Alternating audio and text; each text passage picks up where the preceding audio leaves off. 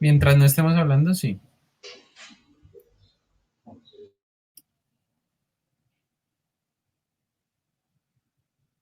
en vivo. Buenas tardes a a todo el público. Les damos la bienvenida a este nuevo evento organizado por la Asociación Colombiana de Historiadores. En este caso, este miércoles por la historia ha sido organizado y concebido desde el capítulo Bogotá. La intención de hoy es traer a debate el problema del derribo, la destrucción de monumentos, que es un fenómeno que ha ganado fuerza a lo largo y ancho del planeta y ya se presentó en nuestro país. La intención del día de hoy es reflexionar al respecto de este fenómeno en compañía de cuatro historiadores. Ya tenemos la conexión del profesor Fabio Zambrano, quien había tenido problemas de conectividad. Entonces voy a hacer la introducción de nuestros ponentes y presentamos el evento. Entonces, hoy contaremos con la presencia del profesor Fabio Zambrano, magíster en Historia de la Universidad de la Sorbona en París, director del Instituto de Estudios Urbanos de la Universidad Nacional de Colombia, donde también es profesor titular. Ha sido profesor invitado en la Escuela de Altos Estudios en Ciencias Humanas y de la Universidad de la Sorbona. Es docente de la maestría en Historia del Departamento de Historia de la Universidad Nacional. También contaremos con la presencia de la profesora Carolina Vanegas Carrasco, doctora en Historia del Arte e Investigación del Centro de Investigaciones sobre Arte y Patrimonio de la Universidad Nacional de San Martín. Es coordinadora del Grupo de Estudios sobre Arte Público y de Arte Público en Latinoamérica de la Universidad de Buenos Aires, Argentina. También contaremos con la presencia del profesor Juan Carlos Sánchez, historiador de la Universidad Nacional de Colombia, doctor en Pensamiento Social y Político de la Universidad Tecnológica de Virginia, magíster en Historia Latinoamericana de la misma universidad y profesor docente de la Universidad de Córdoba. Y por último, con el profesor Wilson Pavón, candidato a doctor en Antropología y Sociología de la Universidad de París 7, Denis Diderot, de Francia, magíster en Ciencias Sociales de las Religiones de la École Pratique de Hautes Études de Francia, historiador de la Universidad Nacional de Colombia y profesor investigador de la Facultad de Comunicación Social y Periodismo de la Universidad Externado de Colombia. Les damos la bienvenida, agradecemos su presencia y pues no queda más sino introducir ya el escenario de debate. Entonces, como lo planteamos al inicio, el tema central de este miércoles con la historia es el fenómeno de la destrucción de monumentos, que es un acto simbólico que no es un hecho nuevo en la historia de la humanidad. Y de igual forma es una acción que como forma de reivindicación de actores subalternos, pues también se ha presentado previamente.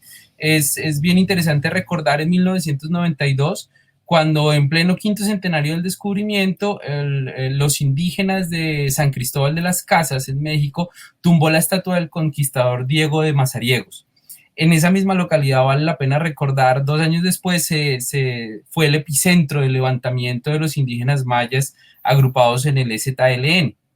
Sin embargo, en este momento estamos experimentando un estallido mundial de ira popular contra los monumentos que reivindican el colonialismo, el racismo, y Colombia pues no queda al margen de este movimiento. Cuando los indígenas de la comunidad Misak decidieron tumbar la estatua del conquistador Belalcázar en Popayán.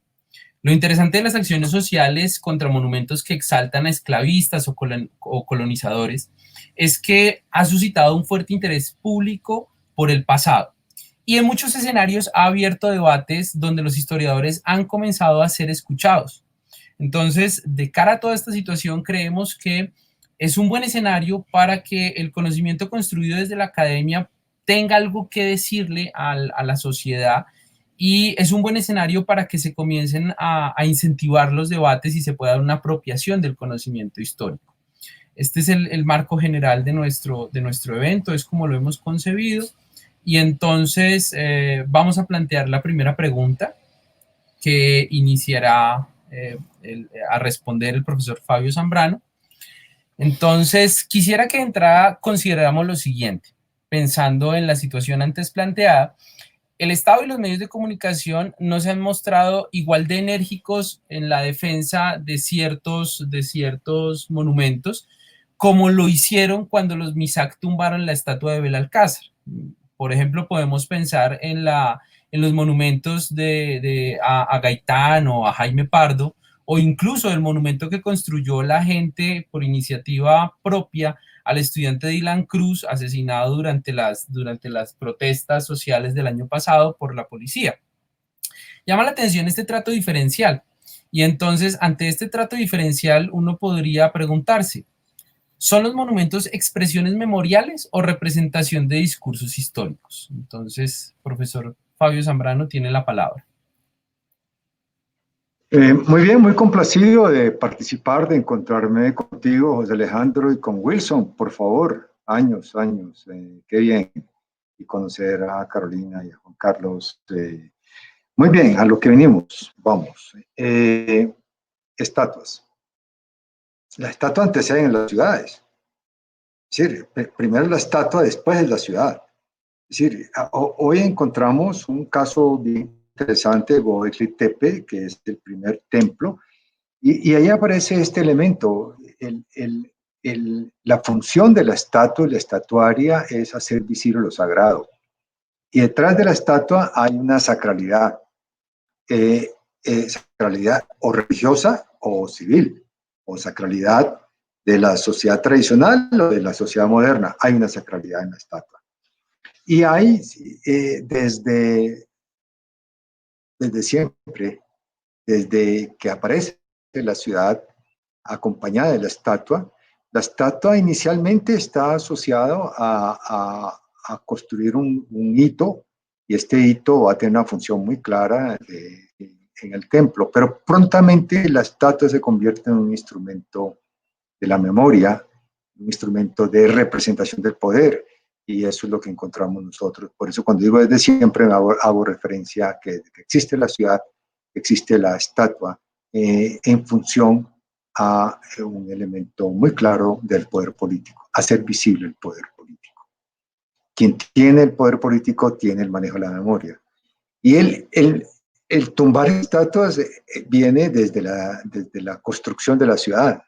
Hace 8.000 y pico de años tenemos esto. Es interesante que Göbekli Tepe, que es el primer templo de la historia, 11.000 y pico de años, no fue destruido, fue cubierto con tierra, tapado, igual que todos los otros monumentos que estaban allí cerca, voluntariamente cubierto por tierra, no fue destruido.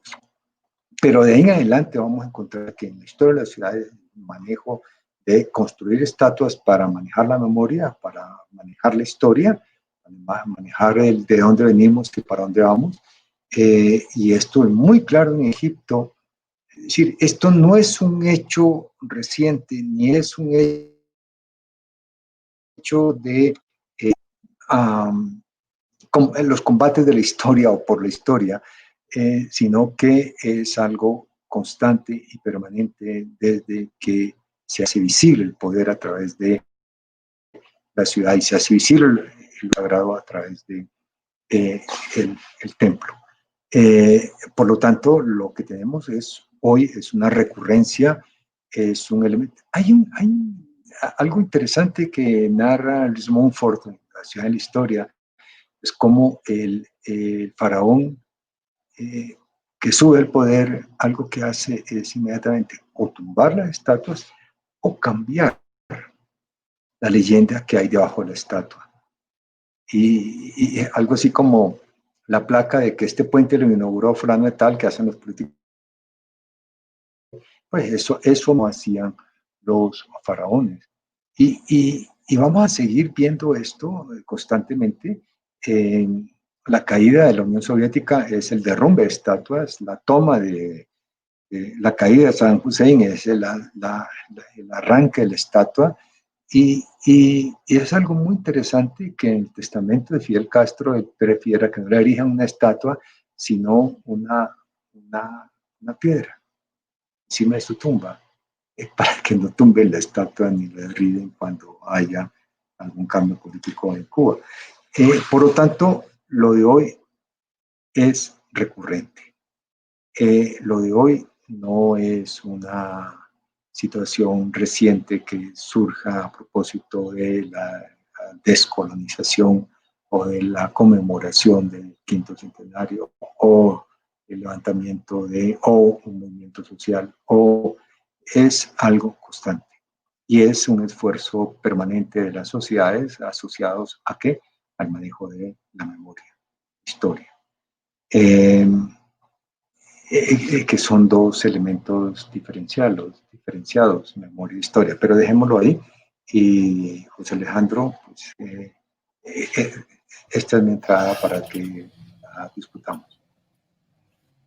Listo, muchas gracias, profesor Fabio. Entonces ahora le damos la palabra a Carolina. Bueno, primero muchas gracias también por la invitación. Un honor para mí estar también acompañada para discutir este tema, que es un tema que a mí me ha preocupado hace mucho tiempo y que he estudiado en el caso colombiano y especialmente latinoamericano. Y con respecto a la pregunta sobre si los monumentos son expresiones memoriales o representación de los discursos históricos que tú planteas, lo que pensaba es que tal vez no es necesario, digamos, crear una oposición entre estas dos cuestiones, ¿no? O sea, empezaría uniéndome un poco a esta cuestión más genealógica, histórica que planteaba el profesor Zambrano, ¿no? Hablar sobre la etimología de la palabra monumento, que remite a dos acciones, ¿no? Recordar y advertir. Es decir, se refiere al pasado y se transmite hacia el futuro, ¿no? Son como sus dos funciones, pero tiene un presente. Así que esta historicidad, digamos, es algo para tener en cuenta. El momento de auge de los monumentos conmemorativos en América, como para que nos vayamos acercando, ¿no? Es que es, digamos, de fines del siglo XVIII hasta mediados del siglo XX. Digamos, es un momento en el que justamente se usan para instrumentalizar el pasado, ¿no? Para ese presente, ¿no? Y para proyectarse en el futuro, ¿no? Entonces, también pensar que este es un momento en donde hay una enorme fe en el progreso y en el porvenir, y en ese sentido, digamos, esta pretensión de eternidad del bronce, ¿no? Que a su vez, diríamos, alude como a un momento historiográfico que también se pretendía, digamos, estable y dirigido al futuro, ¿no? Es el momento que en América Latina también se fortalece, digamos, se escriben estas historias nacionales y los monumentos, digamos, vienen como a fijar un poco esas historias que se escriben en ese momento. Para los que los erigieron, estos monumentos entonces fueron una forma de extender, digamos, este discurso de los grandes hombres que se ve también en las historias patrias, y fueron representados por los escultores, porque digamos ahí hay otra parte importante para no olvidar que tiene que ver con que los monumentos son obras de arte, ¿no? Entonces, pero ¿cómo se hace una obra de arte, no? Ahí hay una cuestión que tiene que ver con una selección biográfica, o sea, hablamos de la selección de quiénes, pero también que en la representación de esas personas hay una selección de cómo, qué representar de ellos, que es lo que viene, digamos, a venir a discutir, a hacer como un correlato de esas historias patrias, ¿no? Entonces, en ese sentido, lo que digo es que no es que se pretendía que ellos representaran los discursos históricos, sino un discurso histórico en particular, ¿no? Específico, que tiene una autoría de esos comitentes, que se encargaban además de completar el sentido de ese personaje que estuviera representado con el texto que tenía su pedestal y con el lugar en el que se erigía, ¿no? Entonces esta triada de estatua, pedestal y lugar es lo que completa el sentido y a lo que se debería siempre apelar en el momento de estudiar una obra de este tipo. Sin embargo, ¿no? Como escribía James Young, ¿no? Un historiador que trabaja principalmente con el concepto de antimonumento, que podemos, digamos, hablar más adelante, pero él habla sobre que la vida del monumento empieza con su inauguración, ¿no? O sea que a lo que estamos apelando es que a partir del momento en que es inaugurada, empieza una vida distinta para ese monumento que trasciende el momento en el que fue erigido y queda totalmente abierta para ser interpretado, intervenido, celebrado, atacado y abierto a que precisamente por estar en el espacio público se le asignen sentidos que no necesariamente son los que, los que el comitente le dio, ¿no? Pueden ser discursos incluso que son distintos a los que el comitente quiso darle. Entonces, en ese sentido, todos los monumentos son potencialmente expresiones memoriales, pero en muchas ocasiones pueden no serlo. Y lo que es más común aún, si pensamos en hoy, es que pasen desapercibidos, ¿no? Y que sean, digamos, que permanezcan en esa invisibilidad hasta que pasa algo o que se llenen de un sentido que tenga sentido para el presente, que es una memoria, digamos, que se atribuye a la obra y, bueno, pueden pasar todas estas cosas, pero tener en cuenta, estamos hablando de destrucción, que como dice el profesor Fabio Zambrano, es algo que tiene una larga historia y ha sido un fenómeno recurrente, pero también lo que nosotros sabemos es que la mayoría de los monumentos son invisibles y son, digamos, poco intervenidos. Gracias, Carolina. Le recordamos al público que pueden ir planteando sus preguntas a través de las herramientas de chat de las dos plataformas por las que se está transmitiendo el evento, pues para que puedan también realizar sus preguntas con tiempo y no cerrar el evento sin que ustedes puedan plantear preguntas a nuestros ponentes. Entonces, ahora le damos la palabra a Juan Carlos Sánchez.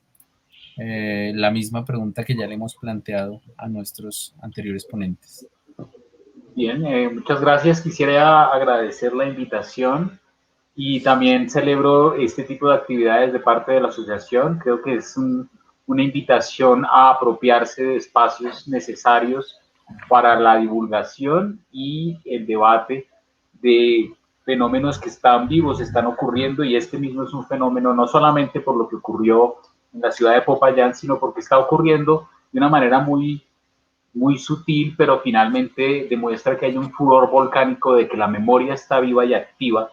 Seguramente en otro momento pondré algunos ejemplos que son pertinentes para discutir esto, más allá de lo que ocurrió en la ciudad de Popayán con una parte de la comunidad indígena del departamento o de este territorio.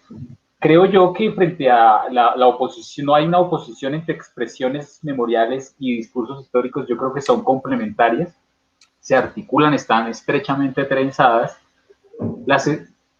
La creación de unos monumentos es necesario como uno de los dispositivos del poder para crear anclajes en la memoria y también construir las nuevas legitimidades que van a darle peso a la existencia de una forma misma de régimen político, no solamente entre las personas que están vivas, sino también para extender ese proceso de rememorar y de habilitar esa nueva construcción o esa nueva articulación de fenómenos que son una interpretación y son finalmente el discurso histórico. Entonces, creo que toda la sucesión de monumentos que uno puede ver en un país, en una ciudad, son el reflejo de distintas capas en las cuales yo creo que se va acumulando el conocimiento, no solamente el conocimiento social, sino la memoria de las generaciones y de las nuevas generaciones.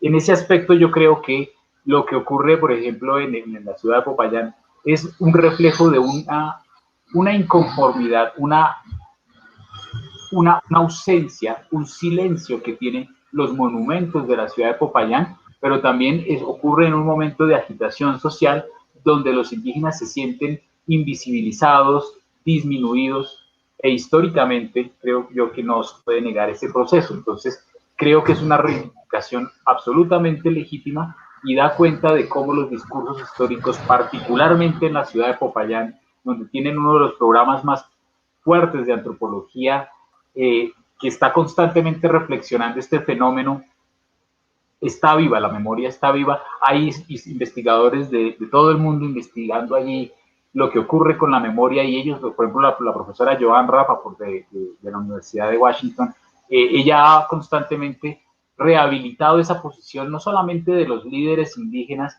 sino del papel político de transformar su posición en términos de discutir con la sociedad y crearle un espacio legal, histórico y reivindicativo. Es decir, la construcción de la memoria está viva, es constante. Este proceso es una combinación de la memoria y además también de discursos históricos que están constantemente unos sobreponiéndose a otros en la disputa de poder de las sociedades.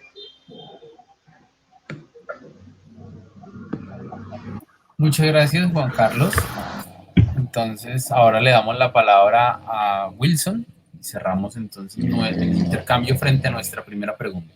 Bueno, pues muchísimas gracias por la invitación. De hecho, pues la invitación inclusive la hicimos nosotros mismos porque hacemos parte de la capítulo Bogotá de la Asociación Colombiana de Historiadores, y eso nos permite a nosotros también generar estos debates y hacer pues, una ampliación del discurso histórico, pues, digamos, a mucho más público.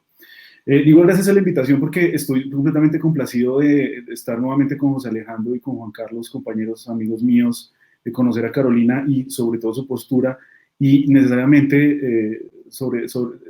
de forma sobresaliente con el profesor Fabio Zambrano, después de hace muchos años que nos vimos en las aulas de la Nacional y encontrar nuevamente en estos espacios. Muchísimas gracias. Yo quisiera, es decir, el ser un poco el último pues permite decir menos cosas, pero también retomar algunas que ustedes han planteado. Quisiera retomar lo siguiente. De hecho, la pregunta la apunta es a si estos monumentos son expresiones memoriales o representación de discursos históricos. Es decir, yo creo que también estarían de los dos lados. Necesariamente tienen que ser representaciones históricas porque tienen, cada monumento al final de cuentas tiene su propia historia. Es decir, el hecho de que yo entienda en cuál momento, como esa triada que nos habló Carolina, en qué momento fue construido este monumento, cuál fue el objetivo de hacerlo, qué se buscaba con él mismo, pues lo que busca necesariamente es dar cuenta de un fenómeno histórico particular, es decir, qué se quiere decir y qué se quiere rescatar en cualquier momento. El problema es que cuando hablamos de monumentos es una cosa, el término también es supremamente amplio, ¿no? Es decir, hablar solamente de estatuas o quizás los bustos y demás cosas como más significativas, más turísticas y representativas en las ciudades, en los pueblos, qué sé yo, quita un poco de peso a lo que se entendería como esa perspectiva monumental que apuntan inclusive a lo que el mismo Pierre Nora hablaba como le lieu de mémoire, ¿no? Los lugares de la memoria. Es decir, esos espacios que están dentro de las memorias colectivas, esos espacios identificables, que necesariamente pueden ser las estatuas como pueden ser otros tantos, ¿no? En el trabajo que pues yo he venido desarrollando después de hace muchos años en Sumapaz, en la región de Sumapaz, pues es fácil, por ejemplo, encontrar cómo si yo voy en una carretera con algunos de los habitantes de la región, se pueden encontrar quizás un peñasco, un río, un puente, que es identificable también como un lugar de memoria, porque esos lugares de memoria digamos que remontan a algo que fue específico de ese recuerdo social apropiado, que es básicamente el de la violencia en algún momento desde el siglo XX, inclusive del XXI.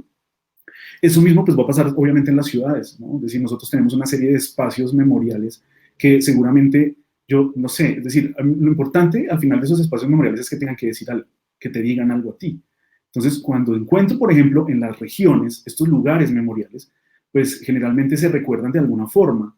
¿Cómo? Pues básicamente con la transmisión del conocimiento de ese recuerdo histórico.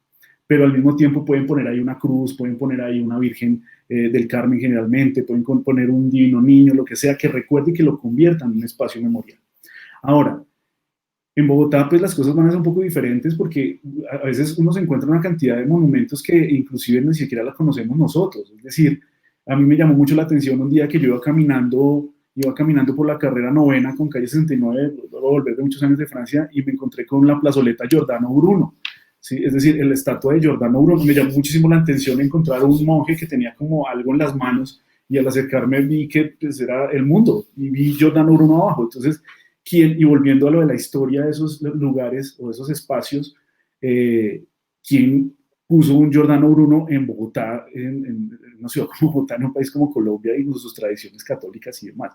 Entonces, básicamente es como generarse una serie de preguntas, pero que te digan a ti algo. Yo quisiera decir, si damos el ejercicio de sentarnos ahí y pensar, y que pasan las personas, preguntarle qué ven ahí, qué significa eso, pues sería supremamente interesante desde la perspectiva histórica, antropológica, sociológica y demás.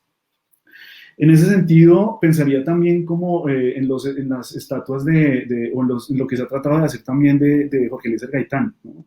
Hay un busto en la calle 26 al frente del centro del Museo de Memoria, el Centro Memoria, ¿no? 26 al frente casi del cementerio central, Del distrito. que casi que pasa desapercibido, ¿no? Del Centro Memoria Estatal, exactamente, pasa casi desapercibido, quizás porque nosotros lo conocemos, vemos el busto, lo identificamos, qué sé yo, y a veces se encuentran las coronas puestas, sobre todo cuando llegamos al 9 de abril, pues, tratando de homenajearlo, o ese busto pintado que se encuentra en la Perseverancia.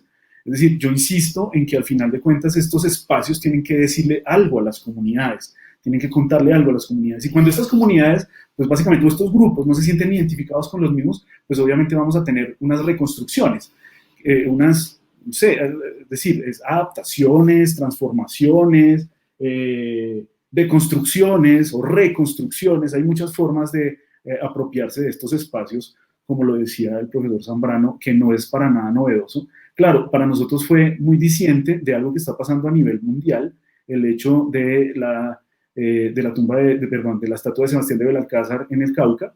Pues como que ya lo sentimos cercano luego de una cantidad de expresiones que se habían dado en el mundo, ¿no? Sobre todo en Europa, en Estados Unidos, y eso nos hace pensarnos a nosotros, pero eso ha venido desde mucho tiempo. Es decir, desde el hecho de que se quitaran rostros, se borraran nombres, se colocaran estatuas por encima de otras estatuas que recordaran algunos sujetos, personas, épocas en cualquier civilización, ha sido muy recurrente. Y bueno, quizás seguiremos con los temas posteriormente. Gracias, Wilson. Entonces, bueno, ahora vamos a plantear una segunda pregunta. Quisiera que para esta segunda pregunta nos detuviéramos un poquito más en el caso concreto de Colombia. Tan pronto los MISAC tumbaron la estatua de Belalcázar, las autoridades colombianas reaccionaron. El alcalde de Popayán salió a tildar el hecho como un acto de violencia, amparado en la importancia patrimonial de la estatua. Incluso, pues, frente a esa declaración, hasta uno podría plantearse una pregunta, que no vendría al caso, pero ¿violencia contra quién? ¿No es más bien un acto de violencia exaltar a un opresor de los pueblos indígenas? Bueno, podrían saltar preguntas por este estilo, pero llama mucho la atención que se le tildara como acto de violencia tumbar la estatua de Belalcázar. Ahí mismo salió la ministra de Cultura a secundarlo, y el alcalde afirmó en tono desafiante que iban a reconstruir el monumento, y que pues incluso el Estado central iba a disponer recursos para ello. Entonces, pensando en esta situación, la pregunta es, ¿se deben mantener todos los monumentos simplemente por su carácter patrimonial? Digamos, es el hecho de ser un patrimonio suficiente argumento para mantener una estatua y aún frente a la voluntad de ciertos sectores de la sociedad de que no esté allí. Entonces, iniciamos esta ronda de preguntas para esta pregunta con Carolina. Bueno, para responder esta pregunta me parece que es necesario también como interpelar la historicidad de la concepción del patrimonio, ¿no? Porque ahí es donde reside el conflicto de qué es lo que uno piensa que es patrimonio, ¿no? Entonces, hay una definición, digamos, más clásica y que respaldaron las legislaciones internacionales, ¿no?, que identifican el patrimonio como una cosa, un lugar o un evento único que debe ser no solo salvaguardado, sino medido, catalogado y que, por tanto, sus significados pueden ser controlados, ¿no? Estamos hablando, digamos, de esta definición más clásica del patrimonio. En este sentido, este objeto al que nos referimos sería como una herencia encapsulada que debe ser transmitida sin cambios a las generaciones futuras, ¿no? Uniendo un poco con lo que mencionaba antes. Es la idea de que se pretendía en algún momento de que ese discurso fuera eterno, que fuera ejemplarizante, pedagógico y se mantuviera en el tiempo. Esto es lo que Laura Jane Smith llama el discurso patrimonial autorizado, ¿no? Según esta definición, entonces, las generaciones actuales no tienen derecho a cambiar las visiones o los valores patrimoniales representados por una propiedad, un monumento o un lugar. O sea, esta reacción que tú mencionas, ¿no?, del alcalde, del ministerio, que es decir, tenemos que salvaguardar el patrimonio porque ese objeto está declarado y entonces hay una ley que lo protege. Esta concepción del patrimonio además implica que ese patrimonio representa por definición, ¿no?, todo lo que es bueno y glorioso acerca del pasado. O sea, hay como una idealización de alguna manera de ese pasado en esa definición de patrimonio.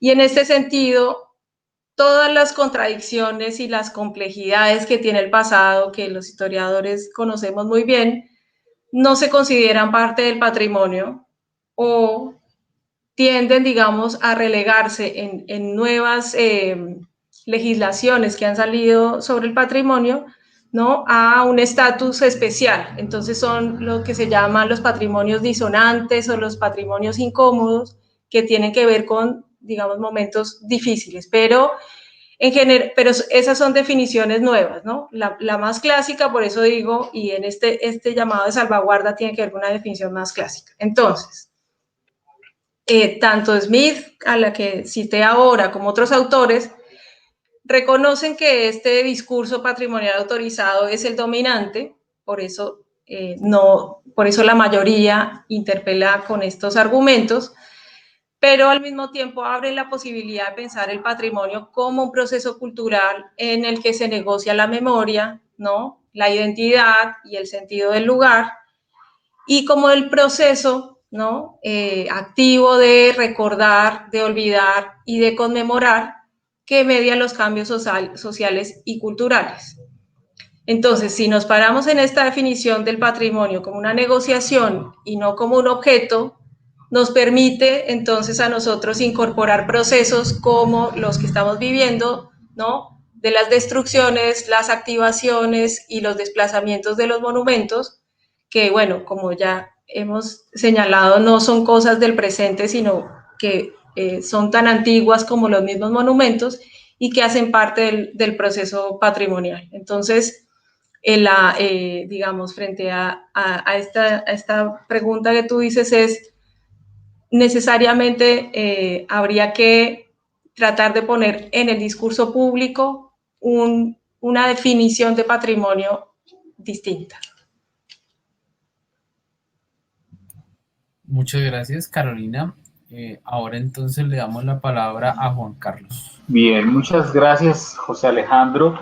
Al respecto, me gustaría hacer dos comentarios antes de iniciar, y es, primero, los MISAC que hicieron lo de tumbar el monumento, también fueron los primeros en negociar directamente con el gobierno recientemente cuando ocurrió la minga, y de alguna forma eso puede dejar entrever disputas al interior de los grupos, movimientos sociales, pero también un ejercicio de disputa con respecto a lo que se hace frente al pasado, y en ese aspecto las comunidades en Popayán, los Nasa, por ejemplo, tienen una particular forma de aferrarse al pasado.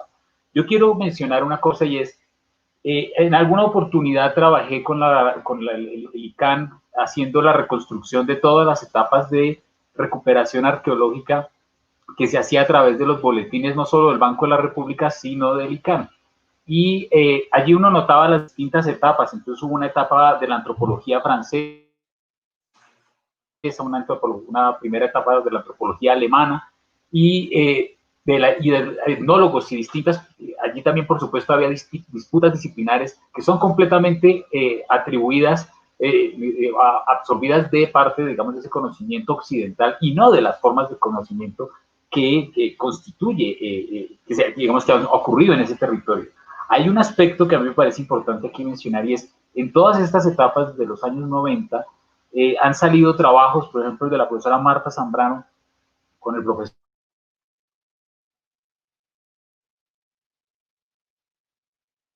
Génico, donde se hace un trabajo de recuperación de disidentes carecen de una patrimonialización, en el sentido de que el Estado no se ha apropiado del todo y reconoce el lugar dentro de la historia de esos actores que están reclamándolo, es a través de mecanismos legales y mecanismos constitucionales de ejercer su derecho como ciudadanos. Y eso ocurre en el suroccidente del país, en otros territorios probablemente con menos fortaleza, pero está ocurriendo, es decir, reitero, la memoria está viva. Creo que una forma de patrimonializar la memoria es la manera como el Estado trata de recuperar ese lugar y restablecer, como cuando se hace un ejercicio de sanar una herida, y puede el gobierno cambiar de opinión. Y yo creo que en este momento estamos frente a un gobierno que tiene un tipo distinto de reflexión frente al pasado y tiene una iniciativa completamente distinta en torno a cuáles son los anclajes que vale la pena recuperar de ese pasado. Yo creo que hay una invisibilización de nuevo de los indígenas, como lo hay de otras poblaciones, también hay de las oposiciones una invisibilización, y el gobierno de alguna forma trata de establecer unos mecanismos de negociación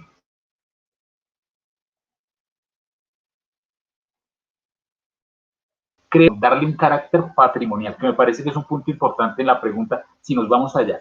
Creo yo que tampoco hay unos espacios de memoria, unos lugares de memoria, como dijo hace un momento Wilson, que es algo que la historiografía francesa lo desarrolló hasta desde los años 60, por lo menos, tengo idea de por lo que alguna vez he leído, y es ese carácter patrimonial, esos lugares de memoria, también empiezan a ganar unos nuevos elementos, y esos nuevos elementos se recuperan en parte, por ejemplo, por una fetichización que se da en torno al turismo. También, por ejemplo, el carácter que ha jugado dentro del esfuerzo que hace la etnografía, la antropología, la etnología, de folclorizar, por ejemplo, a las comunidades indígenas, y eso es una forma inadecuada de crear patrimonio. ¿Cuándo es inadecuada? Cuando lo interpretamos desde el presente. Yo creo que los monumentos deben mantenerse, pero también en Colombia particularmente son una fuerte evidencia de la manera como el país ha perturbado el pasado y constantemente no desarrolla políticas claras ni de patrimonio, ni de reubicación o restitución en la memoria de actores sociales que han sido vulnerados, arrasados, o simplemente que la coyuntura política los hace visibilizar por un momento, como lo hicieron en el caso de los MISAC en el suroccidente del país a través de una protesta tan importante, significativa. Gracias, Juan Carlos. Wilson tiene la palabra. Listo. Bien, para comentar, un poco para continuar con lo que estábamos mencionando en la primera pregunta y después de lo que acaban de mencionar, quisiera leer ese pedacito al que él se refirió José Alejandro en cuanto a lo que dijo la Academia Colombiana de Historia en relación al derribamiento de la estatua de Sebastián de Belalcázar. Y un pedacito pequeño de esa exposición fue la esbelta estatua del escultor español Victorio Macho sobre el santuario indígena de Tulcán, cerro estudiado por arqueólogos payaneses, representa un testimonio de los tiempos y así hay que aceptarlo. ¿Sí? Es decir, ese es como el centro del debate que plantea José Alejandro, en relación a entender que sí, como fue un momento específico de la historia en el cual se decidió establecer este monumento, pues, además sobre el cerro de Tulcán, sobre un espacio indígena que el mismo ICANN, que mencionó Juan Carlos, decidió y definió que hay que conservar porque hay que hacer una cantidad de análisis arqueológicos para entenderlo mucho más, porque básicamente es lo que ha pasado en relación a la historia, también esa historia indígena y esa historia hispánica, ¿no? Es decir, está lo indígena, tapémoslo y pongámoslo español, punto. Y está sobre, además, el cerro, que además de ser simbólico, desde la perspectiva pues, de las comunidades indígenas, adicional es muy visible. Entonces, pongámoslo ahí para que se evidencie adicionalmente pues una perspectiva nueva o una perspectiva con un objetivo necesariamente político de decir qué fue lo bueno de nuestro pasado. En ese sentido, obviamente, lo hispánico. Ahora, yo quisiera insistir en que, al final de cuentas, si la pregunta es, ¿hay que defenderlo solamente por lo patrimonial? Pues volvemos inclusive al mismo caso de decir, efectivamente, cómo está, pues hay que mantenerlo y qué hacemos, ¿sí? Es que si nosotros nos comenzamos a pensar cada uno de los monumentos o cada uno de estos espacios, el debate va a ser gigantísimo, porque es que adicional, si nosotros decimos, bueno, hay que poner estatuas de Cristóbal Colón, como es el debate que se está planteando en todo el continente americano, que los pongan en España, por supuesto, pero en América, ¿será que hay que ponerlos? ¿Será que hay que poner monumentos a los indígenas? ¿Será que poner monumentos a los negros africanos que trajeron, a los esclavos africanos? Es decir, ¿cómo los vamos a poner? Además, ¿qué queremos decir con eso? En ese sentido, pues básicamente habría que pensar que si vamos a hacer una reinterpretación histórica de los fenómenos pues, en Colombia, pues repensemos el caso del nombre de Colombia también. Es decir, nos debemos llamar así, debemos llamarnos en honor al conquistador, al que llegó aquí y demás. Entonces, creo que es apuntarle a unos debates que tendrán mucho de análisis, por supuesto, mucho de perspectivas, pero básicamente es decir, hay que mantenerlo solamente porque es patrimonial, como hicieron en Europa, sí, túmbelo, pero yo en otro lado. O sea, no lo pongan como gran representación social. Repito, que nos diga algo, pues pónganlo en un museo. Ya lo hicieron, muy bonito. Estuvo ubicado en algún momento, en alguna época dentro de la descripción, en alguna parte del país, pero ya. Y seguramente se reconstruyen, eso que no sé, yo insisto solamente desde el poco conocimiento que tengo del tema. Porque adicional, yo quisiera destacar algo que he venido trabajando nuevamente en el Sumapaz, y es como un contraste que yo hago entre dos espacios memoriales precisamente. Uno es un monumento que se ubica en toda la avenida, en toda esta avenida principal que va entre Bogotá y Melgar, Girardot, que va hacia Ibagué. Está antes del peaje de Chinauta, que se llama el Monumento Héroes de Sumapaz, ¿no? Fue inaugurado el año pasado, de hecho. Es un monumento al que, pues, supremamente costoso, costó 1.950 millones de pesos, ¿no? Fue construido no solamente con dineros públicos, sino también con donaciones de gente de la región, pero obviamente pues, de algunos hacendados, de algunos políticos, restantes de la región y demás, y fue construido.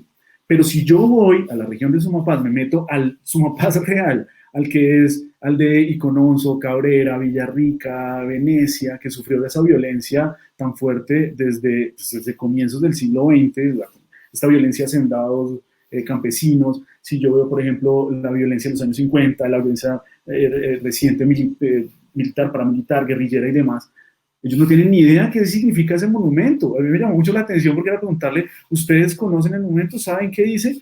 Decían, sí, nosotros sabíamos que había algo ahí, pero no entendemos. Es un monumento hecho en relación a la victoria militar sobre el Sumapaz, que es hecho para militares, para espacios militares, ¿no?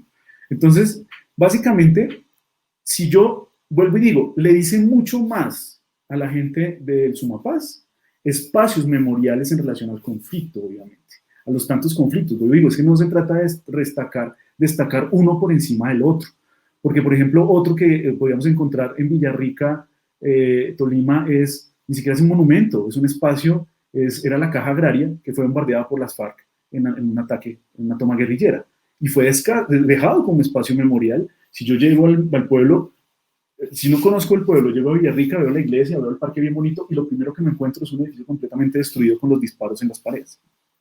Entonces se deja precisamente como recuerdo, pero repito, para que te mencione algo. Bueno, creo que ya el tiempo se me agotó. Gracias, Wilson. Ahora le damos la palabra al profesor Fabio.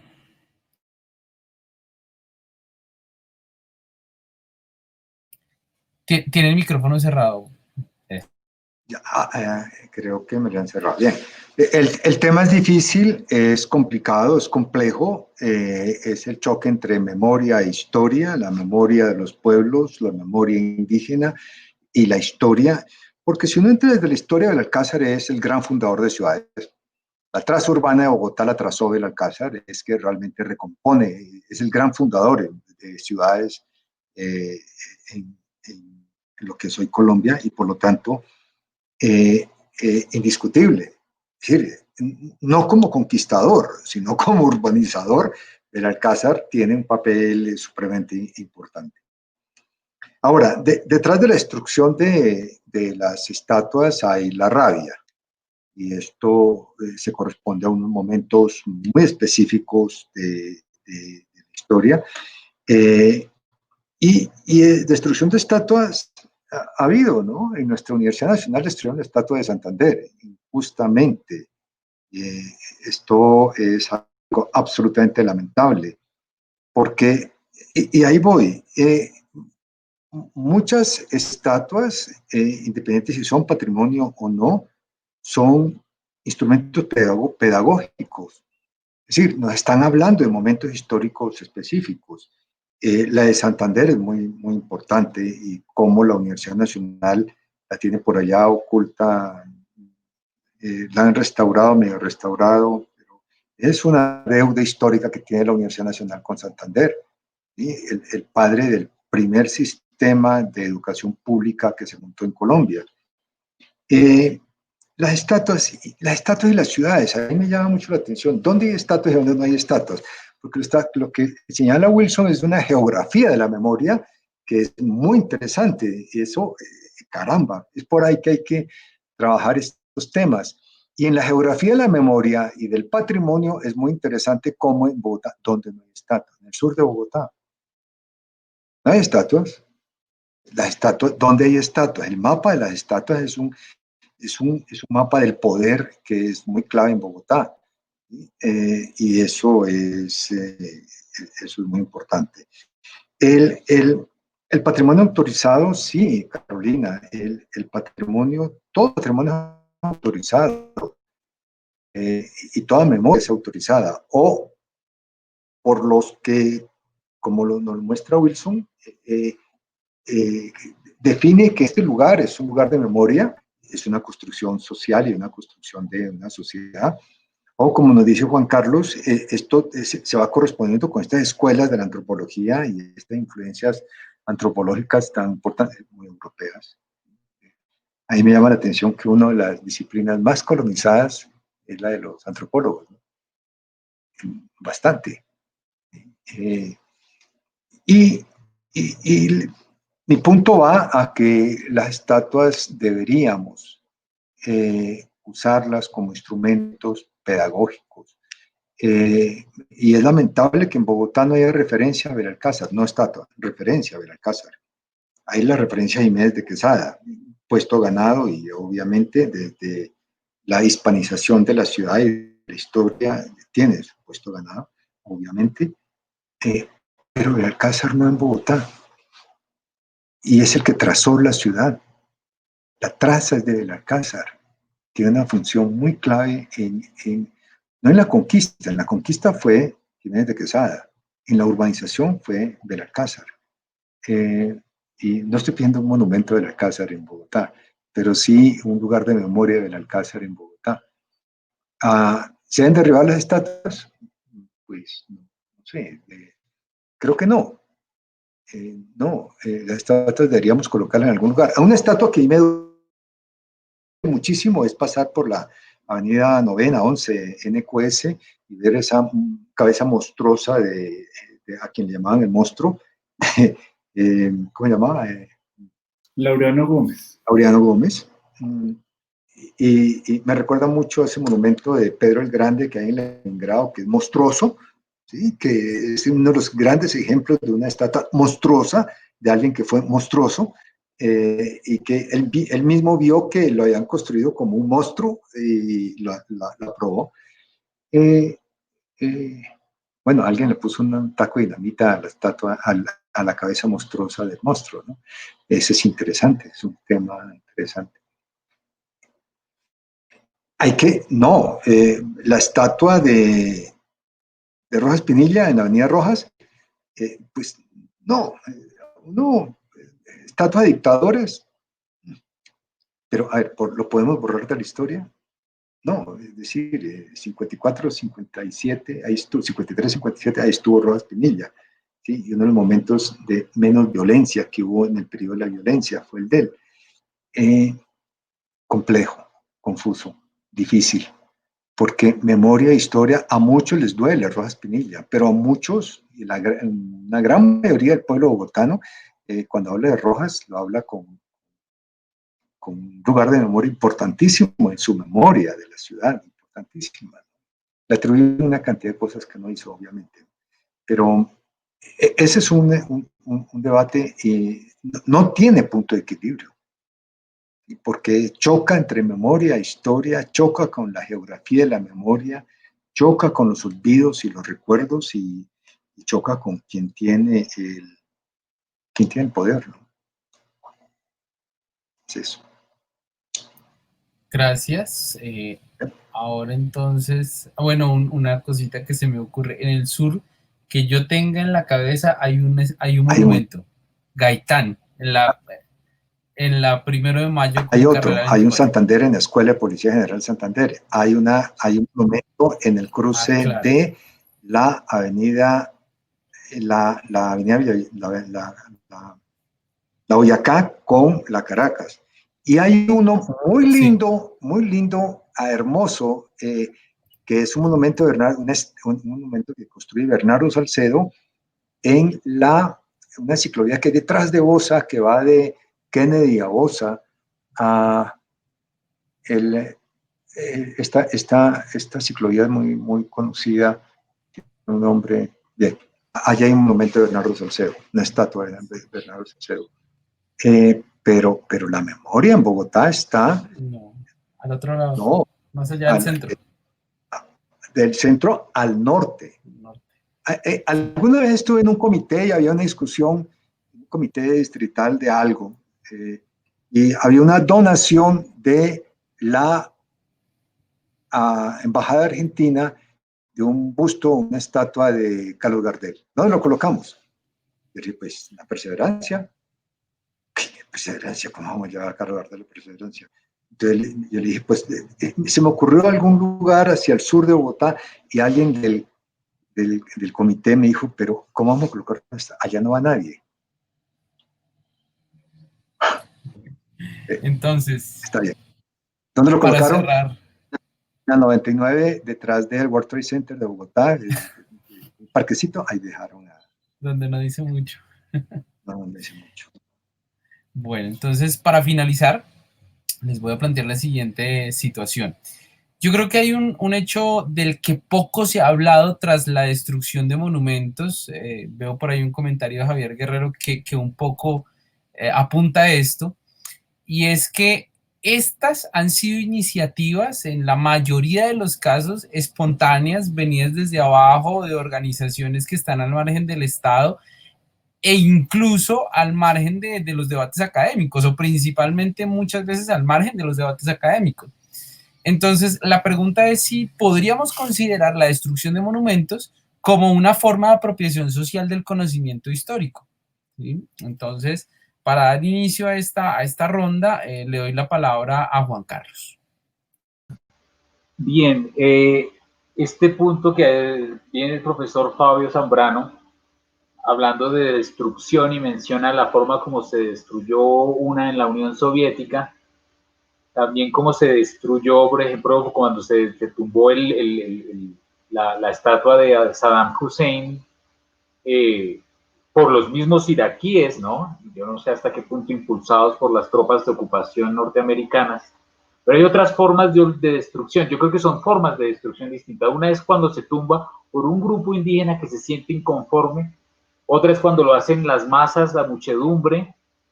Seguramente ha sucedido muchísimas veces una reapropiación, como por ejemplo lo que constantemente ocurre en la Plaza de la República en París o en las plazas que hay en Santiago. Recientemente estamos viendo cómo se lo apropian los jóvenes, las personas que lograron transformar la Constitución. Esa es la forma de reescritura de la historia. Yo creo que es más con actos. Hay una forma también de destrucción, creo yo que es importante mencionarla, y es Desafortunadamente en Colombia es el olvido el que muchas veces se encarga de ese proceso.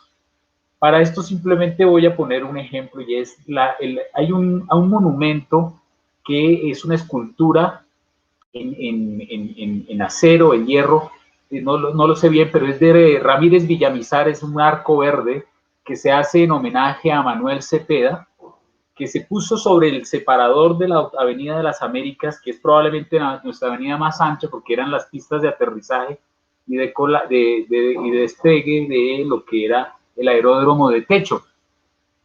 Esta escultura data de la época en la que estaba en la universidad, por allá en los años 90, y yo la veía siempre cuando la fueron poniendo, y luego cuando vino Transmilenio, que la puso en el costado norte de la Avenida de las Américas, frente a un conjunto de residencial. Carece de muchos elementos la obra, porque es como tal, es una obra de arte abstracto que es básicamente un tejido, un arco tejido, que además es una alegoría indígena. Esta obra, que pasó de estar en el centro de la avenida y que era visible para todos, quedó entonces a un lado, y más parece que se hubiese convertido en un paradero del sistema de buses, pero no realmente un referente de reunión, porque está en una de las zonas no más deprimidas, pero es una de las zonas que está más solitaria, porque está justamente encerrado, así como supongo que quedó en la escuadra de una manzana, y quedó en el olvido, como le ocurrió a la de Gardel seguramente en la 99, atrás en el World Trade Center. Y es el olvido, es la forma como creo yo que son dispositivos también de no recuperar ciertos valores históricos, ciertos momentos, ciertos personajes. También, por ejemplo, es similar a lo que le ocurre la destrucción, que es por el olvido, el abandono, la falta de presupuesto. Hace unos días vi un informe, cuesta 800 millones de pesos solamente limpiar el ala solar, que es un regalo que nos hizo de uno de los artistas más importantes venezolanos, nos hizo el gobierno venezolano, que es una de las obras de arte más bonitas porque es arte cinético, produce un sonido y está en uno de los lugares más escénicos de Bogotá, que es ahí al lado en un entrecruce de puentes hoy en día. Esa obra está completamente olvidada, está justo cerca ahí al catastro distrital, y está olvidada, justo acá al lado del catastro está olvidada. Creo yo que el referente de la destrucción es qué tipo de destrucción se da. A mí me parece que lo que ocurre con la obra de Manuel Cepeda es un ejemplo del olvido político, de la idea de ponerlo en un lugar subterráneo, no como mencionaba el profesor sobre la primera comunidad que es la que nos mencionó en Turquía, que la sepultaron ellos mismos para encriptarla, para que quedara allí reservada, como cuando uno guarda las semillas para que en 12.000 años no vayan a faltar ciertos alimentos, no nos falte la variedad. Creo yo que allí el olvido está sepultando las cosas, está sepultando tanto nuestro referente frente a uno de los íconos de la izquierda contemporánea, como frente a lo que es nuestros hermanos venezolanos, lo que somos también, porque nosotros no solamente somos lo que somos por dentro, sino lo que nos rodea y nos configura constantemente. Entonces, esa es básicamente mi percepción frente a lo que significa la destrucción. A mí me parece que la destrucción, cuando se hace historiografía, se reconstruye, es un proceso de tesis, antítesis, síntesis. Y con los monumentos, Colombia tiene una particular relación, es ardua, es una relación dolorosa, es una relación en la que nos muestra que todavía nos estamos matando por el pasado, sin que realmente eso signifique que nuestro presente sea algo glorioso, algo maravilloso, porque ninguno de estos espacios es un espacio donde uno se sienta cómodo. Uno simplemente, cuando está en esos monumentos, se siente en la soledad. Yo creo que esa soledad que produce un poder mostrenco, un poder que no le pertenece finalmente a nadie, nadie se lo apropia. Creo yo que allí hay un fenómeno interesante. La reconstrucción historiográfica también da cuenta de ese proceso, y por eso menciono un poco la relación entre tesis, antítesis, síntesis. Esa es nuestra dialéctica con el pasado, el patrimonio, la memoria. Gracias, Juan Carlos. Ahora le doy la palabra a Wilson. Listo. Yo quisiera entender que cuando se habla de la destrucción de monumentos como apropiación del conocimiento histórico, pues yo creo que no es tanto una apropiación de un conocimiento particular, sino una expresión de unas manifestaciones sociales, ¿no? Particulares. Es decir, yo pues, voy a volver a algo sobre lo que mencionó en su primer momento el profesor Zambrano, y es que esto pues, ha sido al final histórico, ¿no? Es decir, ha ocurrido en toda la historia. Todavía inclusive en algunos museos en Europa se pueden evidenciar cómo se atacaron algunos monumentos, ¿no? No están completos no solamente por terremotos o por cuestiones de estas, sino también porque fueron atacados, y ahí está la evidencia. En ese sentido, pues habría que recordar la damnatio memoriae, ¿no? Ese castigo memorístico que realizaba el Senado romano. Es decir, era borrar completamente de la historia al condenado, borrar sus nombres, rayar sus rostros, eliminar sus bustos. Es decir, eso pues básicamente es un castigo.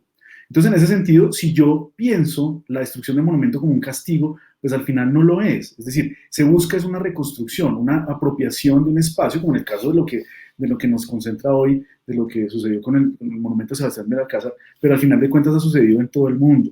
Sí, renombrar calles, ¿no? Quitar estatuas, lo mencionaba Juan Carlos con el caso de las repúblicas de la Unión Soviética, cómo comenzaron a reemplazar esos monumentos de comunistas por monumentos mucho más propios, nacionales. El debate tan importante que se dio en España, o que se sigue dando en España, es que el problema es que como es tan reciente, el problema de Franco, el franquismo, la dictadura, lo que se está viendo en Chile también, es tan reciente en la historia, pues obviamente eso genera necesariamente unos debates mucho más álgidos que tumbar una estatua que al final representa a un conquistador. Es decir, pues hablar es decir, yo incluso me hablo a veces de cuando nos acercamos al 9 de abril, pues hablábamos nuevamente de Gaitán, cuando nos acercamos al 5 de noviembre, pues hablábamos de la toma y retoma del Palacio de Justicia, cuando nos acercamos al 12 de octubre, otra vez, si hay que celebrar o no, el Día de la Raza, o si eso es raza, o si es descubrimiento, o qué, si decía ser festivo o no. Es decir, como que nos acercamos a esos momentos.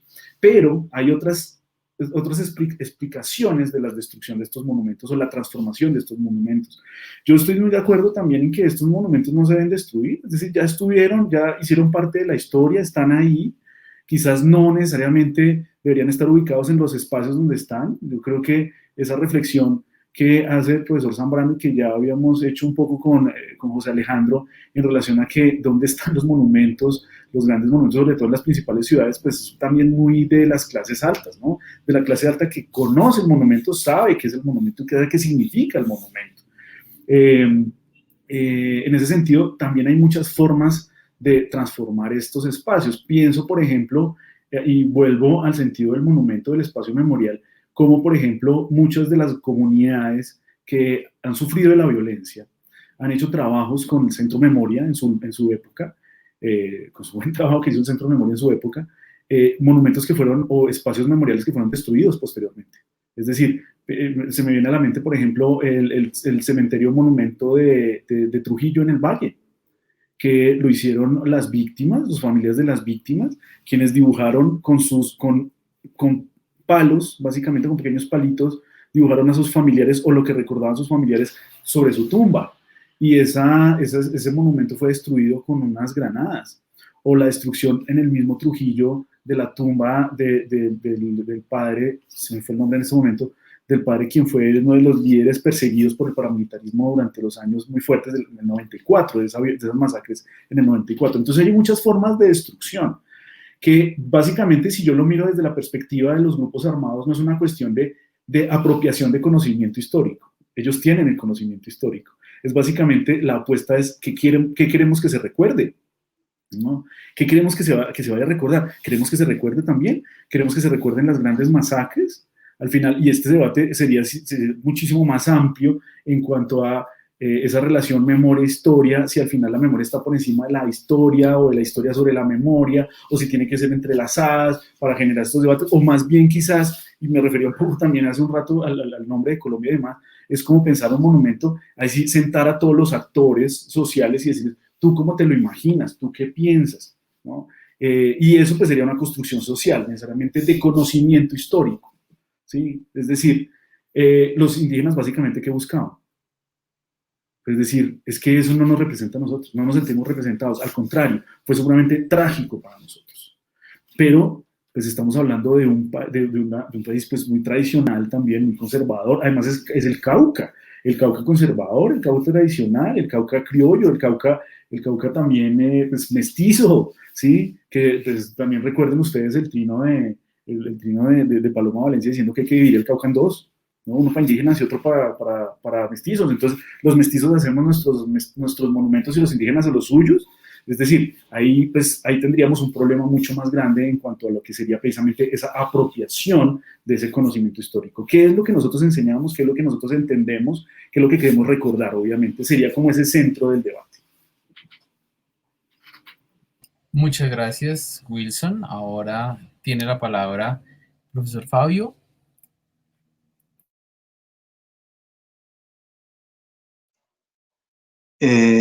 Wilson, me hiciste recordar a propósito de este tema en España, que es que el tema en España es una guerra de imágenes, de imaginarios, de historias, de discursos, impresionante. Javier Cercas, Soldados de Salamina, salió el año pasado, que, pucha, ahí le asalta a uno este conflicto entre memoria e historia, entre qué hacemos con los monumentos a propósito el renombramiento y del cambio de nombre de calles, de plazas. Primo de Rivera desaparece. Bien, esa apropiación social del conocimiento, no lo sé, o también es negación. Es conflictivo, muy difícil, porque Colombia es mestiza, y desde el siglo XVIII es mestiza, pero no hay una memoria del mestizo, ¿sí? Ese es otro tema, ¿no? Como tampoco del negro, ¿no? Del afrocolombiano, ¿dónde está? Son muy pocas la representación que hay. Es muy difícil. Una cosa es la rabia. Cuando mencioné la rabia no hacía referencia al atentado contra la acción contra la estatua del Alcázar, sino lo que hubo en la Unión Soviética y lo que vimos en la televisión, porque no fue más de Bagdad y la entrada de las tropas norteamericanas y la gente tumbando la estatua de Hussein. No soy de acuerdo, Juan Carlos, ahí me supo. Yo sé qué fue lo que pasó, simplemente vi la imagen. En la Unión Soviética sí sabemos qué fue lo que pasó. Y allí hay rabia. Lo que yo tengo claro es que con el tema de las estatuas hay un tema de pedagogía, de la historia. Y en ese sentido, sí, si la estatua allí no corresponde, trasladémosla a otro lugar, pero la estatua no hay que tumbarlas. Si no, con eso no vamos ¿qué es lo que plantea Javier Cercas? Con eso no vamos a cambiar el pasado, ¿no? No vamos ni a reescribir la historia, a reconocer sí, pero, pero, pero bien. La pregunta de Helwer, la encontré allí. Sí, por ejemplo, el tema del movimiento al hacha, ¿no? Y debería haber otro tipo de memoria sobre la colonización, de acuerdo.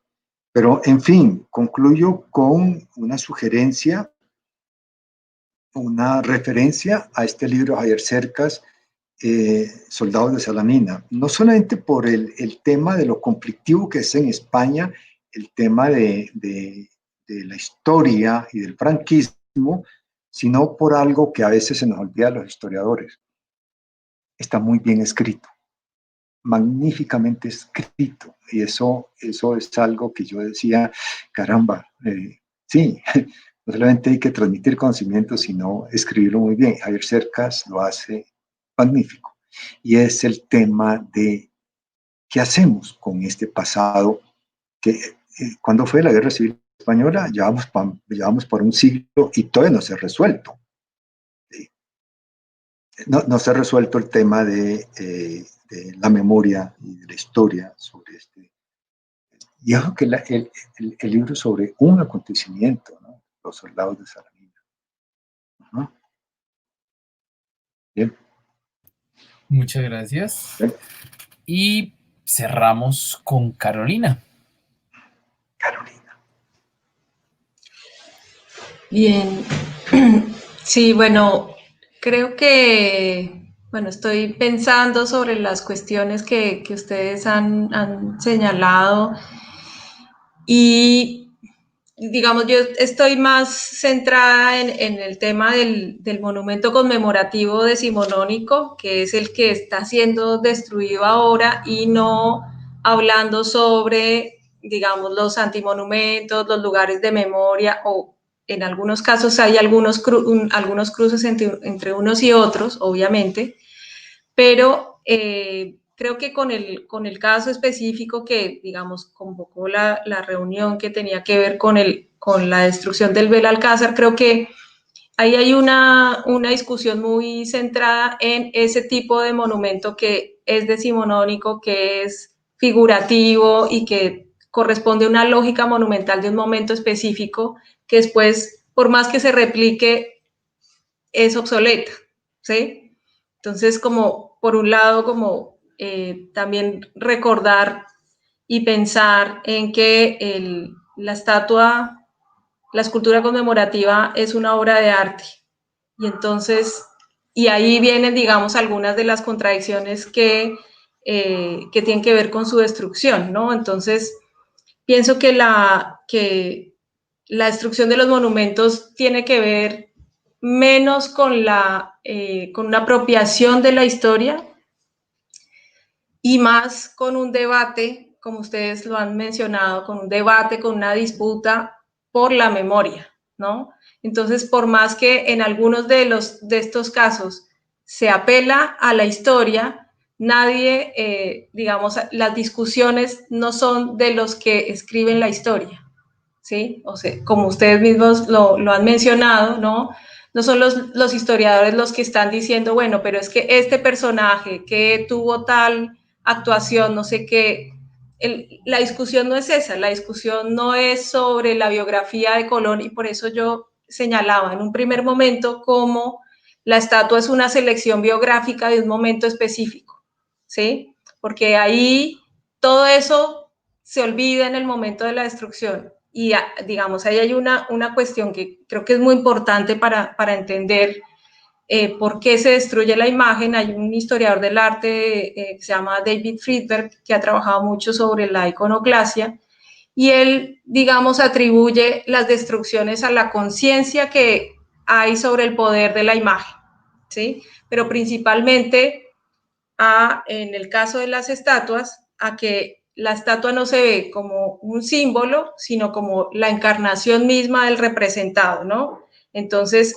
la reacción que hay contra esa persona, justamente, ¿no? Es una reacción que implica la supresión de la distinción entre la imagen y el prototipo, ¿sí? Entonces, siempre se habla de la biografía, pero que pueden ser muchas biografías muy distintas sobre un mismo personaje, ¿sí? Que se atribuye a la estatua en un momento determinado. Entonces, las estatuas que se destruyen, digamos, sintetizan, por eso decíamos, como sentidos asignados en un momento histórico específico, en donde no entran en debate los sentidos con los que se erigieron, ni otros sentidos atribuidos en otros momentos de la historia, porque como decíamos, no es que tiene un sentido fijo, sino que a partir de que se inauguran, esos sentidos cambian, ¿sí? En el momento de la destrucción hay un solo sentido que se atribuye y un solo sentido que se pretende destruir a partir de la destrucción de la imagen. Por otra parte, como decía Juan Carlos y señalaron ustedes también, creo que la cuestión importante también para pensar la destrucción es que hay muchos tipos de destrucción, ¿no? Entonces, si nosotros pensamos en esa definición que comentaba al principio sobre la unidad, digamos, del lugar, el pedestal y el personaje, obviamente el desplazamiento de una estatua de un lugar a otro es un tipo de destrucción, ¿sí? Porque el lugar es parte de la obra en su concepción. Entonces tú mismo decías, con una obra que no es una estatua, sino una escultura moderna, ¿no? Eso también pasa porque el escultor la pensó para un lugar y cuando eso se mueve, eso se modifica, digamos pensando en un caso que no necesariamente sea simbólico. Entonces, bueno, hay otro historiador del arte que se llama Darío Gamboni, que también ha trabajado mucho sobre la destrucción del arte en general, y él habla sobre estos tipos de destrucciones que en algunos momentos también lo mencionaron, esta diferencia que hay entre las destrucciones desde arriba y las destrucciones desde abajo, ¿no? Entonces dice, bueno, en general, las destrucciones desde abajo, ¿no?, tienden a calificarse como vandalismo. Y las destrucciones desde arriba no.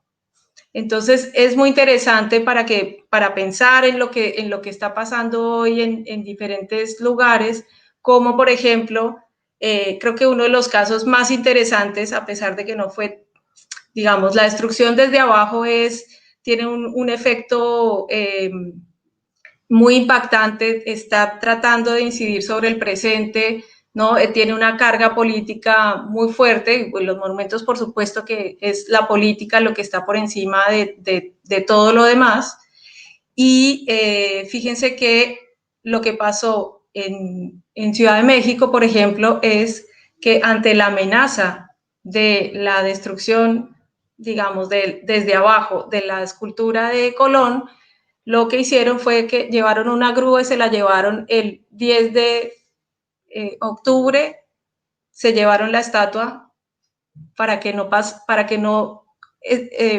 sucediera, digamos, lo que se esperaba que sucediera porque había sido anunciado. Entonces ahí, ese hecho en los medios, en la discusión, no se tilda, obviamente, como vandalismo, sino como, obviamente hicieron dieron una excusa medio ridícula, en realidad, decir que la llevaban para que fuera restaurada, pero es poco probable que la escultura vuelva a ese lugar. Entonces es interesante también desde dónde viene, cómo se lee. Con respecto a algo mucho más complejo que tiene que ver con qué pasa después de que las estatuas caen, ¿no? Porque, bueno, también hay cementerios de estatuas, hay museos que tienen, ¿no?, como una atracción turística también eso de ir a mirar lugares donde están todas, bueno, en la Unión Soviética hay diferentes tipos de cementerios de estatuas, ¿no? Pero entonces esta cuestión que aparece, bueno, habría que ponerla en cualquier otro lugar, ¿no? Que es, bueno, sí, cuando la sacas de su lugar para el que fue hecho ya la destruiste. Es muy común que se diga, habría que mandarla a un museo. Los museos no son los lugares donde están las cosas, o sea, donde van a morir las cosas. ¿O qué son los museos entonces si no son lugares de representación, de debate? La realidad es que los museos hoy no quieren recibir esas estatuas tampoco, ¿sí? Porque son menos representativas dentro del museo, ¿no? O entonces, ¿en qué lugar o cómo es lo mismo que podría decirse que, digamos, dentro del espacio público se intente armar algún tipo de justificación que se insista en sostener la obra en el lugar que está, porque en realidad comentábamos antes un ejemplo de Buenos Aires, ¿no? El caso de la estatua del general Roca, ¿no?, que tuvo muchos años de un activismo muy fuerte, tumbemos la estatua, vamos a ir, digamos, contra la memoria construida del general Roca como el líder de la campaña del desierto, de la destrucción de los indígenas, y esa estatua no cayó nunca.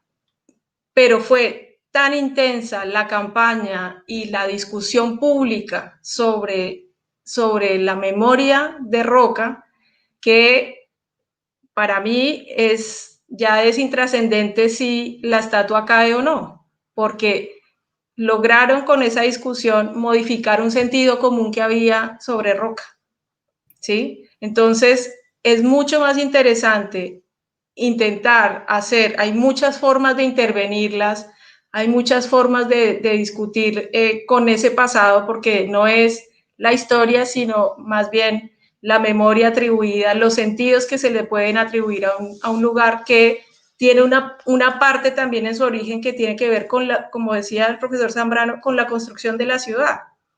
Las estatuas son parte del ornato público y son parte de ese origen de las ciudades, entonces hay formas distintas de modificar y que sean un lugar de debate, y cuando uno las estudia también se da cuenta que desde el momento en que las pusieron ya eran lugares de debate, y en ese sentido es que son interesantes. Entonces, nuestro más importante monumento fundacional, ¿no? El monumento de Simón Bolívar en la Plaza de Bolívar, es uno de los casos que yo he estudiado más y que me parece más interesante por eso, porque desde el momento en que la pusieron en ese lugar,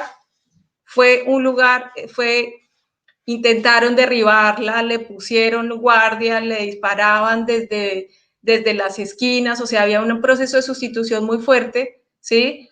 Y empezaron a cambiarle el pedestal, la pusieron mirando para la iglesia, para la catedral, luego para un lado, para el otro, discutiendo ese sentido que podía tener, y era la misma obra. Y uno lo que podría pensar es que es tan fuerte, esto uniendo con lo que decía Wilson, la Plaza de Bolívar, porque el lugar es una tercera parte de la obra, ¿sí? Es tan fuerte el sentido que tiene la Plaza de Bolívar que la plaza y la estatua son un lugar de memoria, y no tiene que ver con la biografía de Bolívar, tiene que ver con cómo se apropia y cómo cambian los sentidos de ese lugar. Entonces, siendo ese el lugar del debate, de la protesta y de la celebración, que el Bolívar se convierta en que se le ponga una ruana, que se le ponga la bandera de tal, dependiendo del discurso, ¿no? Hay o digamos en estas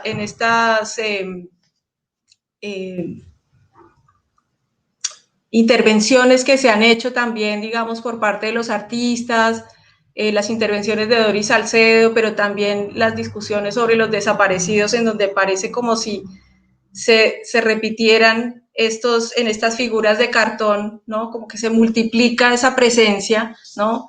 Ahí uno ve que una estatua con una buena intervención, con una buena apropiación, sin destruirla, puede significar muchas cosas. Entonces creo que ahí es donde está, digamos, el punto. Y entonces en la destrucción, en la intervención, en la modificación de los monumentos, creo que lo más importante entonces no es imponer un discurso histórico, reescribir la historia o imponer otras historias, sino el debate por las memorias y sobre todo la eficacia política que eso puede tener, ¿no? Para incidir sobre el presente. Ahí es donde los monumentos en general, digamos, cobran vida y pueden cobrar nuevas vidas en otros momentos de la historia, ¿no? Gracias, Carolina.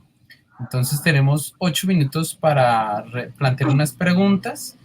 Desde la Asociación Colombiana de Historiadores, de una vez les vamos haciendo la invitación al próximo miércoles con la historia, que la sesión próxima lleva el título de Historia Cultural del Dolor y la Enfermedad, para que lo tengan presente en el mismo horario por los mismos medios. El público nos planteó 5 preguntas. Carolina de una vez ya le dio, creo, una respuesta a la que ella le propusieron, que era: mostrando a Bolívar de civil, contrario a la pose militar de siempre, ¿se podría considerar como un cambio en la memoria? Creo que ya se han planteado algunos puntos frente a esta pregunta. Tengo otras 3 preguntas que le voy a dirigir a cada uno de nuestros ponentes. A Wilson: ¿cómo este tipo de acciones son un potencial para la historia de los grupos subalternos? A Juan Carlos: ¿por qué el derribo de las estatuas no puede ser estudiada como un acto monumental de los actores populares? Y al profesor Fabio Zambrano: ¿por qué no, en lugar de derribar el monumento de Belalcázar, se construye un monumento indígena junto a él? ¿No sería mejor conciliar la historia del conquistador y el conquistado a través de los monumentos? Y si el tiempo nos da, quisiera que cada uno diera también una respuesta a la siguiente pregunta, que es bastante general y me parece muy interesante. Nos planteamos aquí la destrucción de monumentos, pero alguien pregunta sobre la conservación, porque también ha habido acciones para la conservación de los monumentos, y la pregunta es concreta. ¿Qué podrían decir los ponentes al respecto de la conservación popular de monumentos? Y a mí se me viene a la cabeza, por ejemplo, a propósito de la Unión Soviética, cuando en Ucrania sube el régimen profascista y hay un montón de grupos que quieren tumbar estatuas al Ejército Rojo, a Lenin. Asimismo aparecen grupos que se oponen, los grupos que hacen parte de estos sectores que le hacen la guerra al régimen central, que hacen un esfuerzo muy grande por mantener también estos monumentos. Entonces, esas serían las preguntas. Wilson, tiene la palabra para intervenir, nos quedan 5 minuticos. Listo, José Alejandro. 5 minuticos para todos. Un minuto por pregunta, listo, entonces rápido. Básicamente quería decir algo en relación a lo de los grupos subalternos. Por supuesto, es decir, yo creo que hay manifestaciones y expresiones que se han dado en los últimos años, sobre todo buscando el reconocimiento de algunos grupos que han sido olvidados o quizás aislados un poquito de esa perspectiva histórica. Y yo creo que el debate pues será mucho más grande, historiográfico al final de cuentas, en relación a quién es el dueño de la historia, quién ha construido la historia, quién la hizo. Y pues recuerden ustedes también el debate que hubo, no me acuerdo bien la fecha, pero fue en la década de los 2000 en el Congreso de la República, si había que transformar inclusive el himno de Colombia o el escudo de Colombia, es decir, si había que hacer como una adaptación distinta o más participativa. Y la justificación en ese momento también de la Academia de Historia fue un himno, un bonito momento, un himno muy bonito para la época, hay que mantenerlo porque ya no lo aprendemos, ya es de nosotros, pues. Entonces, un poco es también esa perspectiva de que si hay que transformarlo o no. Miren también la respuesta que dio la Academia de Historia en relación al monumento de Belalcázar. No lo tumben, déjenlo. Lo que está diciendo Carolina, pues con todo su conocimiento, maravilloso haberla escuchado. Y es, entonces hagamos más bien un indígena al lado. ¿Sí? Entonces ponemos el indígena al lado y eso sería como ya, ahora sí, el español y el indígena somos mestizos. Yo quería simplemente terminar con que uno de los principales historiadores que ha trabajado la memoria, precisamente la memoria y la historia en Francia, que es Henri Rousseau, él casi no lo conocemos en Colombia, Rousseau, es buenísimo. Él, de hecho, en su libro que fue El síndrome de Vichy, de 1944 a hoy, se llama así básicamente, él decía precisamente que estos espacios memoriales portan, estoy leyendo aquí, portan una representación explícita del pasado. Explícita del pasado, son los monumentos, los museos, las grandes obras históricas, todo eso, pero que son complejos porque tienen que tener una relación de los habitantes con su espacio y su pasado común. Entonces quiero insistir en lo del pasado común porque algo que yo mencioné en varias ocasiones y cuando uno interviene es básicamente eso, que te diga realmente algo, es decir, algo así como que está el español, bueno, si está el español es que yo como lo obvio, yo como lo quito, ¿no? Eso es un poco esa construcción de historia mucho más común. Y los grupos subalternos, es una expresión de los grupos subalternos, eso es definitivo. El hecho de que los estudiantes se muevan, que los indígenas se muevan, que todas estas comunidades en Europa también se muevan tumbando los africanos, ¿no? Tumbando estatuas de esclavistas, los descendientes de africanos tumbando estatuas de esclavistas. Eso es también una perspectiva de historia de los grupos subalternos, por supuesto. Fabio, tenemos 3 minuticos, las preguntas que planteó el público. Bien, sí, mi argumento es que estos deben ser dispositivos pedagógicos y este es el caso de la estatua de Belalcázar.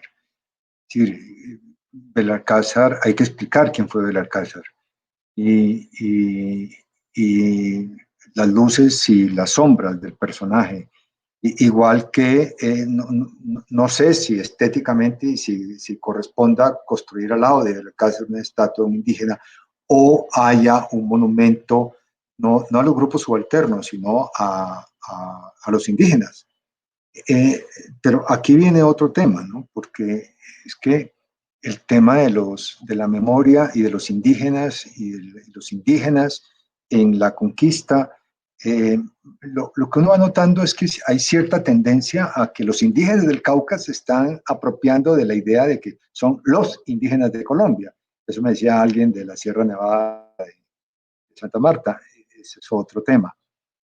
Por último, el libro que cité, Soldados de Salamina, es de Javier Cercas. Él no es historiador, es un escritor, pero lo que hace es fantástico. Y es el tema de la memoria y la historia, que es lo que nos atraviesa aquí. Por lo tanto, una última referencia es que Carolina hizo mención a la estatua de Bolívar. La estatua de Bolívar es la mejor definición, la mejor expresión, la mejor metáfora de la nación colombiana, ¿no? Es un Bolívar a pie, cansado, descansa en una pierna, contradictorio, tiene en una mano una espada que apunta al suelo. Bolívar mira el piso, no mira el horizonte, y en otra mano lleva las leyes, es decir, o espada o leyes.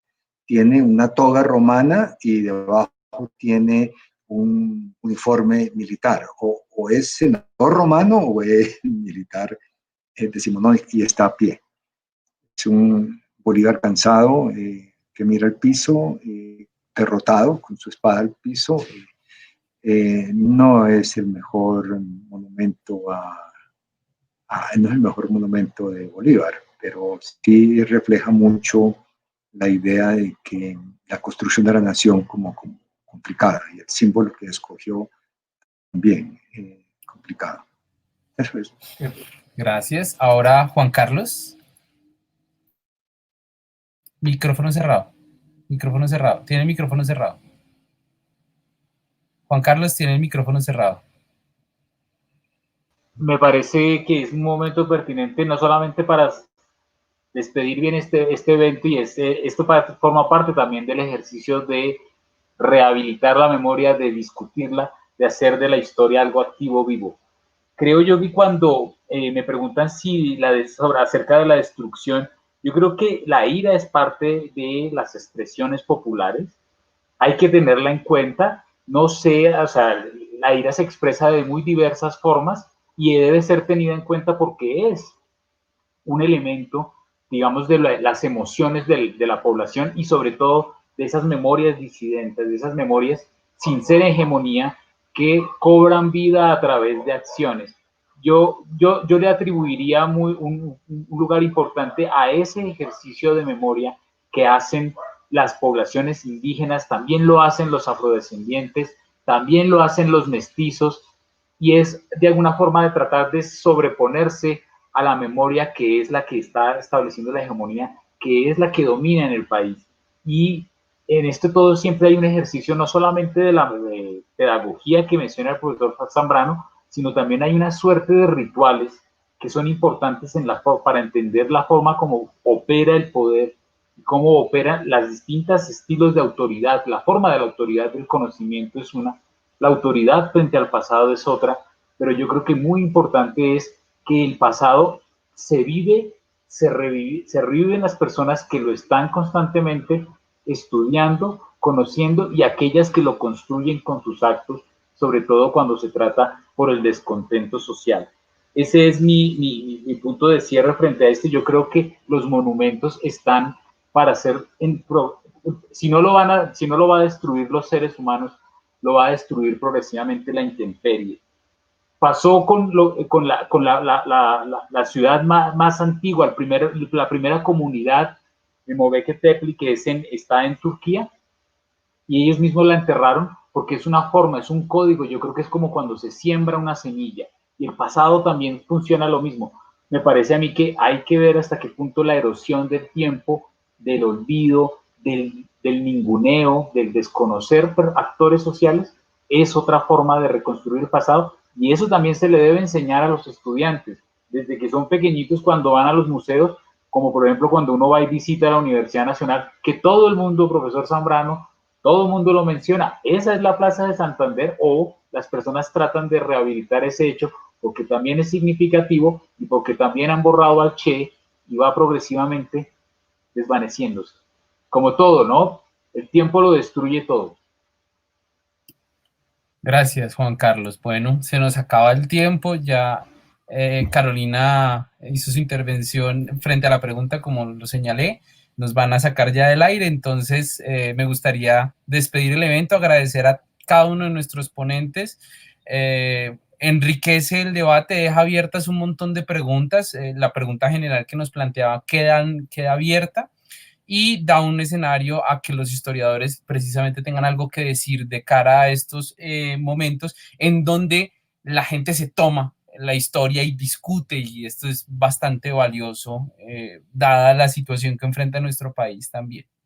Entonces, muchas gracias, los invitamos al siguiente miércoles con la historia. La próxima semana, no se les olvide, Historia Cultural del Dolor y la Enfermedad. Muchas gracias Wilson, Carolina, Fabio, Juan Carlos, y gracias a la asociación y al capítulo de Bogotá. Buenas noches. Un abrazo, gracias. Muchas gracias a todos. Sí, por favor, buena iniciativa.